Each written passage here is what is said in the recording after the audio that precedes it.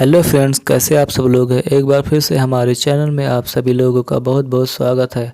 आज हम आप सबके लिए लेकर आए हैं भारतीय राष्ट्रीय आंदोलन के कुछ महत्वपूर्ण प्रश्नों की श्रृंखला, जो कि किसी भी एग्ज़ाम के लिए बहुत महत्वपूर्ण होता है, स्पेशल रूप से यूपी में होने वाले यूपी पुलिस कांस्टेबल परीक्षा 2024 के लिए।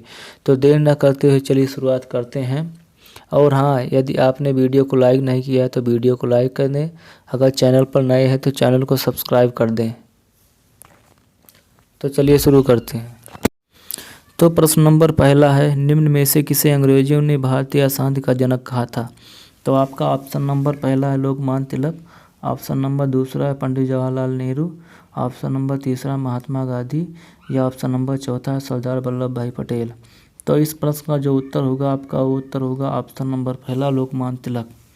तथा लोकमान्य तिलक जी का जन्म 1856 में वर्तमान के महाराष्ट्र में हुआ था तथा 1894 में इनके द्वारा लोकप्रिय बनाया गया सार्वजनिक गणतोत्सव आज भी महाराष्ट्र के सबसे बड़े त्योहारों में से एक है।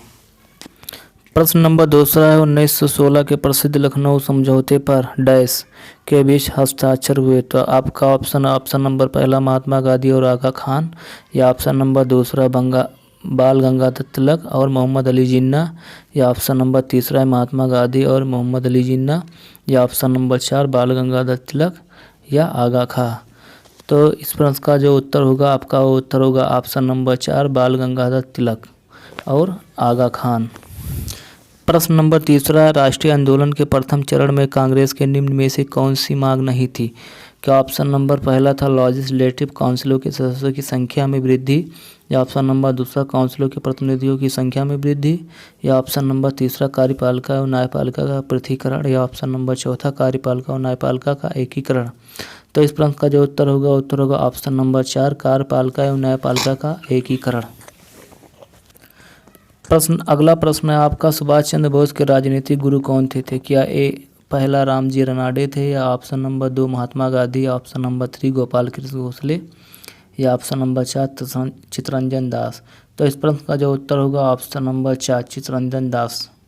तथा सुभाष चंद्र बोस को नेताजी के रूप में भी माना जाता है तथा 23 जनवरी को नेताजी के जयंती के रूप में भी मनाया जाता है। इन्होंने महात्मा गांधी को पहली बार राष्ट्रपिता कहकर संबोधित किया था। आपका अगला प्रश्न है, लंदन इंडियन सोसाइटी और ईस्ट इंडिया एसोसिएशन की स्थापना निम्नलिखित व्यक्तियों में से किसके द्वारा की गई। तो क्या ऑप्शन नंबर पहला दादा भाई नौरोजी के द्वारा, या ऑप्शन नंबर दूसरा गोपाल कृष्ण गोखले, या ऑप्शन नंबर तीसरा लाला लाजपत राय, या ऑप्शन नंबर 4 राजा राम मोहन राय। तो इस प्रश्न का जो उत्तर होगा ऑप्शन नंबर पहला दादा भाई नौरोजी के द्वारा। आपका अगला प्रश्न है, निम्न में से कौन से समाचार पत्र भारतीय राष्ट्रीय आंदोलन के दौरान लोकमान्य तिलक द्वारा लिखा गया था। क्या यह युगांतर था, ऑप्शन नंबर 2 बंगाली था, या ऑप्शन नंबर 3 केसरी, या ऑप्शन नंबर 4 अमृत बाजार पत्रिका। तो इस प्रश्न का जो उत्तर होगा ऑप्शन नंबर तीसरा केसरी। केसरी को भारतीय राष्ट्रीय आंदोलन के दौरान लोकमान्य तिलक ने लिखा था। आपका अगला जो प्रश्न है वो है, निम्न में से किसने poverty and in British rule in India पुस्तक की रचना की थी। क्या ऑप्शन नंबर पहला पंडित जवाहरलाल नेहरू, ऑप्शन नंबर दूसरा महात्मा गांधी, ऑप्शन नंबर तीसरा रविन्द्रनाथ टैगोर, या ऑप्शन नंबर चौथा दादा भाई नौरोजी। तो इस प्रश्न का उत्तर होगा ऑप्शन नंबर 4 दादा भाई नौरोजी ने इस पुस्तक की रचना की थी। अगला प्रश्न आपका, बंगाल का विभाजन किस वर्ष रद्द कर दिया गया था। क्या ऑप्शन नंबर पहला 1906 में, ऑप्शन नंबर दूसरा 1909 में, ऑप्शन नंबर तीसरा 1911, या ऑप्शन नंबर चौथा 1913। तो इस प्रश्न का जो उत्तर होगा ऑप्शन नंबर तीसरा 1911। 1911 को बंगाल विभाजन को रद्द कर दिया गया था तथा इस विभाजन को 1905 ईस्वी में लॉर्ड कर्जन ने किया था तथा स्वदेश आंदोलन बंगाल के विभाजन के खिलाफ मुख्य विरोध में से एक था। इसे लॉर्ड हार्डिंग ने रद्द कर दिया था।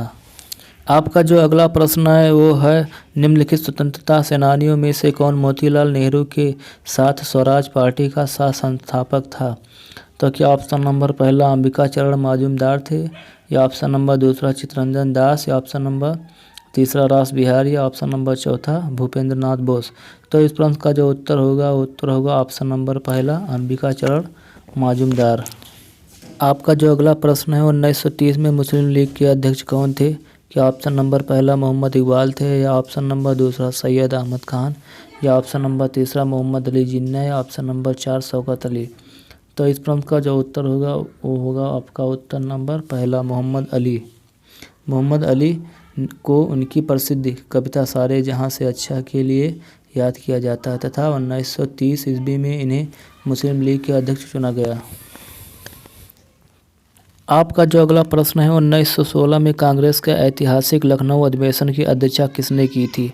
क्या ऑप्शन नंबर पहला श्रीमती एनी बेसेंट, या ऑप्शन नंबर दूसरा RN मुधोकर, या ऑप्शन नंबर तीसरा अंबिका चरण मजूमदार, या ऑप्शन नंबर चौथा उपयुक्त में से अधिक, या ऑप्शन नंबर पाँचवा उपयुक्त में से कोई नहीं। तो इस प्रश्न का जो उत्तर होगा ऑप्शन नंबर तीसरा अंबिका चरण मजूमदार।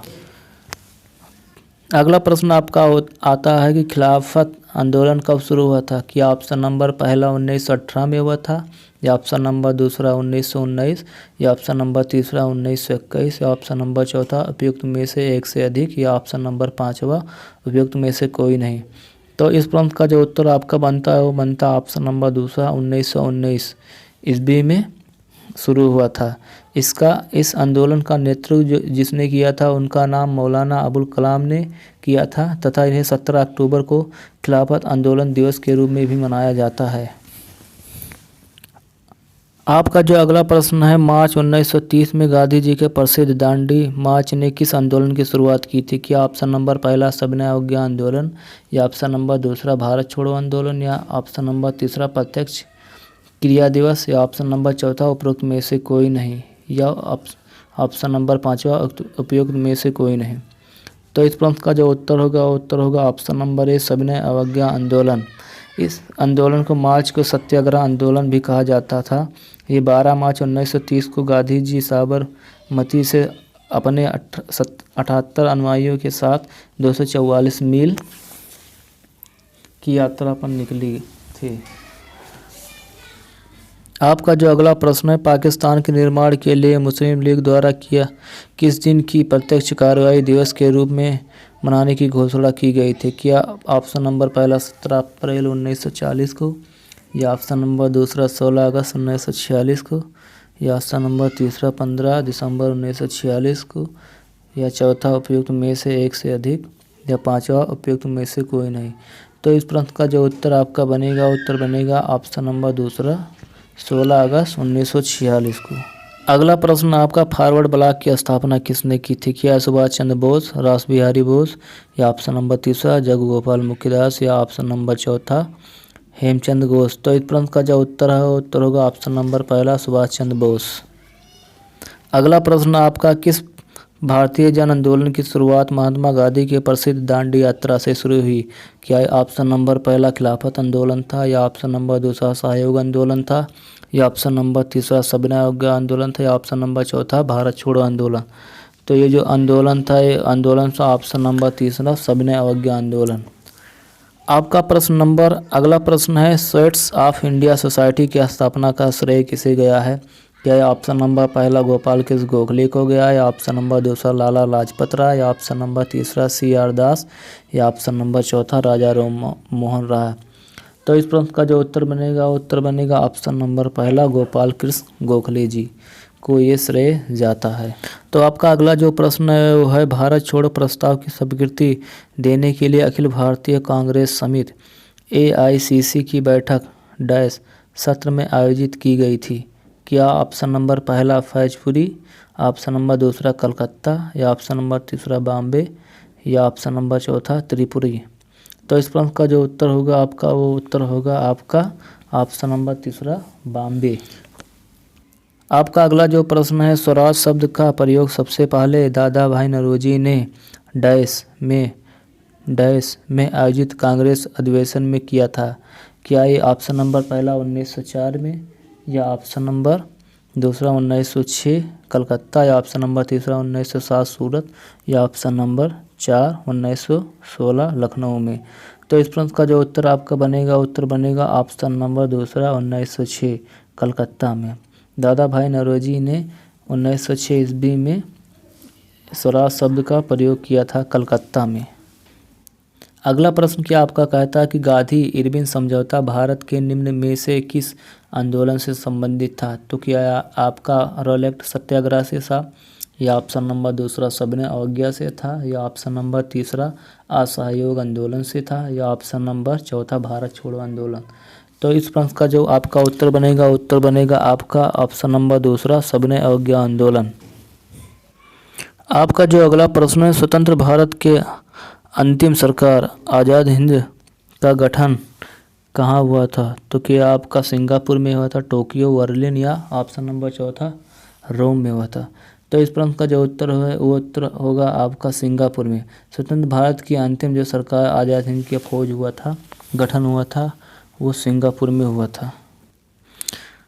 आपका जो अगला प्रश्न है वो है लंदन इंडियन सोसाइटी और ईस्ट इंडिया एसोसिएशन की स्थापना निम्नलिखित व्यक्तित्वों में से किसके द्वारा की गई? क्या आपका ऑप्शन नंबर पहला दादा भाई नौरोजी, या ऑप्शन नंबर दूसरा गोपाल कृष्ण गोखले, या ऑप्शन नंबर तीसरा लाला लाजपत राय, या ऑप्शन नंबर चौथा राजा राम मोहन राय? तो इस प्रश्न का जो उत्तर होगा आपका वो उत्तर होगा आपका पहला दादा भाई नौरोजी। तो आपका जो अगला प्रश्न है वो प्रश्न है किसका कथन है कि यदि कोई शासकीय निर्देशक तत्वों की अवहेलना करता है तो निश्चित रूप से उसके लिए उसे जनता के प्रति उत्तरदायी होना पड़ेगा? तो ये आपका पंडित जवाहरलाल नेहरू ने कहा था, या ऑप्शन नंबर दूसरा महात्मा गांधी जी ने, या ऑप्शन नंबर तीसरा डॉक्टर BR अम्बेडकर, या ऑप्शन नंबर चौथा डॉक्टर राजेंद्र प्रसाद? तो इसको जो कहा था वो कहा था ऑप्शन नंबर तीसरा डॉक्टर BR अम्बेडकर जी ने। तो कैसा लगा ये वीडियो? अगर ये वीडियो आपको अच्छा लगा तो हमारे वीडियो को लाइक कर दे, तथा अगर आप चैनल पर नए हैं तो हमारे चैनल को सब्सक्राइब कर लें। धन्यवाद। आपका दिन शुभ हो।